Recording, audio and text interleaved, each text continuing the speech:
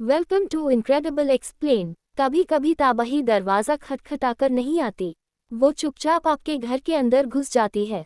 Netflix की thriller film leave the world behind एक ऐसी ही कहानी है जहां इंसानियत के नाम पर सिर्फ डर, शक और जिंदा रहने की जद्दोजहद बचती है।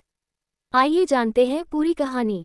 सीन 1 में हम देखते हैं न्यूयॉर्क में रहने वाले अमांडा और क्ले अपने दो बच्चों आर्ची और रोजी को लेकर एक वीकेंड ट्रिप पर निकलते हैं। दूर एक खूबसूरत सा विला किराए पर लिया गया है, इंटरनेट से बुक किया गया, एकदम शांत और आलीशान। अमांडा को शहर से नफरत थी, लोग, स्क्रीन, शोर। उसे चाहिए था सुकून, लेकिन उसे क्या पता था असली शोर तो अब शुरू होने वाला है।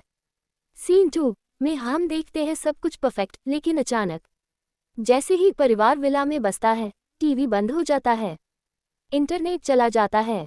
फिर आसमान में उड़ता एक प्लेन उन्हें परेशान कर देता है, अजीब सा स्पेसशिप जैसा शोर।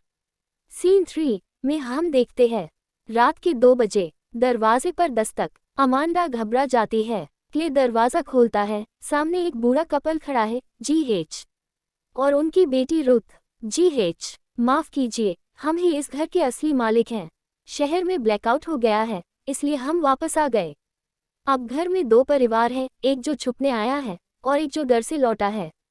लेकिन सबसे बड़ा सवाल है, क्या ये लोग वाकई सच बोल रहे हैं? सीन 4 में हम देखते हैं mobile network down, TV black, बाहर अजीब साउंड। अब सब समझते हैं कि कुछ बड़ा हुआ है, शायद साइबर अटैक या कोई परमाणु हमला। लेकिन बाहर कोई खबर नहीं मिल रही। सीन 5 में हम देखते हैं कि अकेले निकलता है शहर की ओर। वो रास्ते सुनसान हैं, गाड़ियां अजीब जगहों पर रुकी हैं। उसे एक अकेला आदमी मिलता है जो बड़बड़ा रहा होता है, ये सब इंसान की करनी है। तुम सबको देख रहा है कोई? शहर अब शहर नहीं रहा, ये एक बर्बाद सन्नाटा है जहां इंसान ही इंसान से डर रहा है। सीन 6 में हम देखते हैं पीछे घर में रोजी को कुछ मिलता है।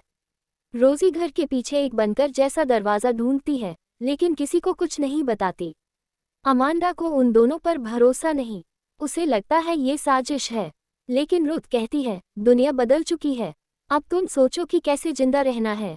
बच्चे बीमार पड़ने लगते हैं, आर्ची के दांत गिरने लगते हैं, रोजी सिरदर्द से बेहाल है, पानी में कुछ गड़बड़ है या हवा में जहर। ये अब कोई आम तबाही नहीं, ये धीरे धीरे दिमाग पर असर डालने वाली तबाही है। GH का बेटा डैनी आता है, वो बताता है कि अमेरिका पर साइकोलॉजिकल और साइबर वॉर हो चुका है। सब कुछ कंट्रोल में नहीं रहा, ये सब जानबूझकर किया गया है। रोजी गायब हो जाती है, रोजी को ढूंढा जाता है और अंत में वो उसी बंकर में मिलती है जहां उसने टीवी पर फ्रेंड्स शो का लास्ट एपिसोड देख लिया। जब पूरी दुनिया खामोश हो जाए तो भी एक बच्चा बस चाहता है थोड़ी सी मुस्कान। सब बंकर में चले जाते हैं, अब यही उनकी नई दुनिया है।